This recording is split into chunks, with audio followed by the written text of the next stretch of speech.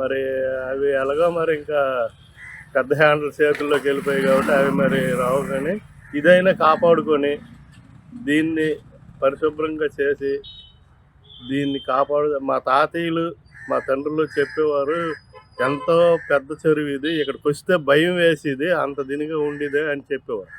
కానీ అటువంటిది ఇప్పుడు ఏమీ లేదు. ఏవో నియమకానికి చుట్టూ రోడ్లు వేసారు. ఆ 13 ఎకరాలు ఉంటుందో ఉండదో తెలియదు. చూడండి, ఆ ఉన్నదానికి చూడండి ఇదంతా ఎలాగున్నది, అంత చెత్త చెదారంతో. ఇప్పుడు కూడా ఈ వీధులు ఇవన్నీ చెత్త వచ్చి ఇక్కడే పడేస్తారు. ఈ చెరువు దగ్గర రావాలంటే భయమే. అలాంటి చెరువు ఆక్రమణకు గురయ్యి ఇలా ఉన్నది. ఇప్పుడు ఈ 13 ఎకరాలైనా ఉండి దీన్ని పరిశుభ్రం చేసి బాగా పర్యాటక కేంద్రంగా తయారు చేస్తారని.